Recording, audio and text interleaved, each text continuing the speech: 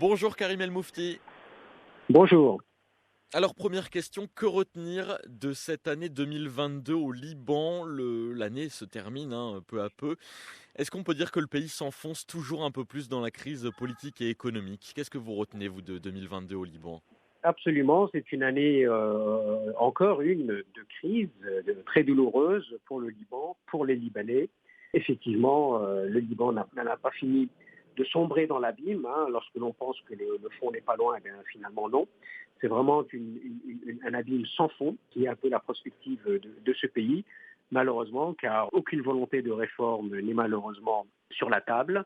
L'édifice étatique ne fait que se démanteler, avec une vacance présidentielle, n'est-ce pas, maintenant que l'année se termine. Ça va faire 2 mois maintenant que la présidence de la République est vacante, que le Conseil des ministres, lui, de son côté, en plus, est un gouvernement chargé des affaires courantes.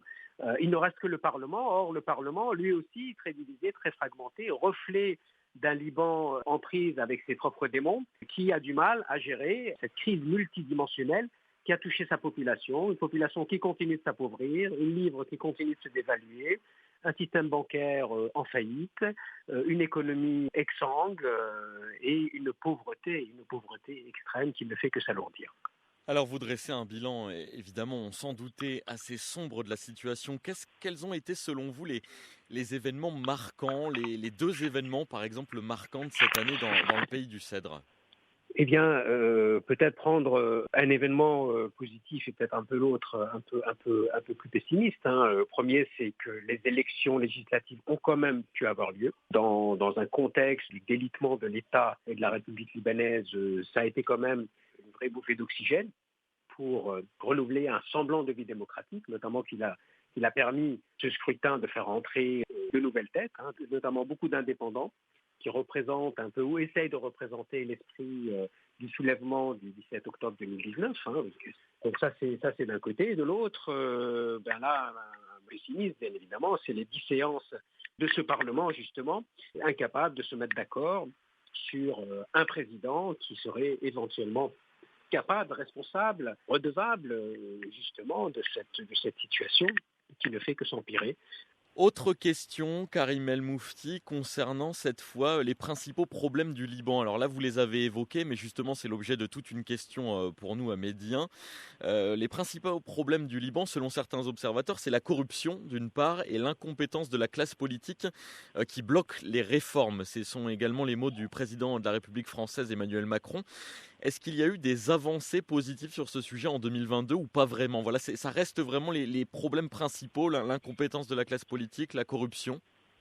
Absolument. 2 ans après la double explosion du port, qui est la conséquence flagrante, la parabole la plus flagrante de cette négligence, de cette incompétence et de cette corruption, ce fameux stock de nitrate d'ammonium qui par malheureusement un tragique concours de circonstances détruit la moitié de la ville en une fraction de seconde quand même. Eh bien, le Liban en a fait les frais à cause de cette incompétence flagrante de son système, de sa classe politique, de son administration publique et de la corruption, bien évidemment, puisque pour que ce stock soit là, eh bien, il a fallu que les passe-droits, il a fallu que le népotisme triomphe. Et c'est exactement ce qui a permis, entre 2014 et 2020, à ce stock de rester là. Alors, maintenant que la corruption est dans la ligne de mire, bien évidemment, de toutes les organisations internationales et de toutes les chancelleries qui s'occupent du Liban, malheureusement, force est de constater que rien n'a été fait.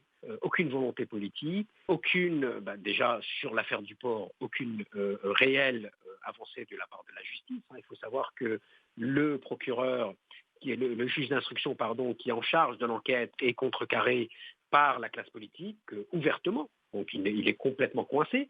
Aucun contre-pouvoir n'existe. La justice n'est pas indépendante.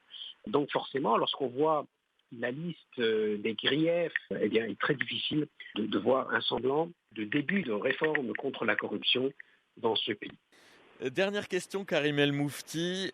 Quelles sont les perspectives pour 2023? Qu'est-ce qu'on peut espérer pour le Liban? Là, vous avez évoqué de nombreux mots. Qu'est-ce qu'il faut, qu'est-ce qui est nécessaire pour débloquer la situation quelque part, au moins sur certains points, au moins sur le plan politique, par exemple? Qu'est-ce qu'il manque là au Liban? Ce qui manque le plus, c'est la volonté politique. d'enclencher des réformes, d'enclencher de réels garde-fous financiers, bancaires, économiques, d'enclencher des réformes pour préserver le peu de justice sociale au Liban. Et pour que cette volonté politique se matérialise, il faut bien évidemment élire un président de la République, ce qui ne sera pas malheureusement quelque chose d'aisé pour 2023.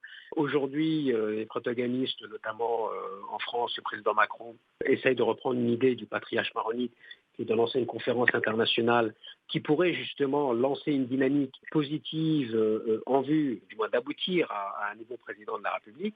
Mais malheureusement, c'est prendre l'affaire à l'envers.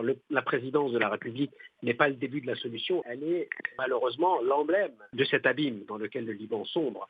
C'est une conséquence de la crise, ce n'est pas un début de solution. Donc malheureusement, cette volonté politique sera très difficile à trouver pour 2023, et 2023 restera encore une année très difficile, très sombre pour les Libanais. Merci beaucoup Karim El Moufti d'avoir accepté notre invitation sur Média 1. Merci à vous.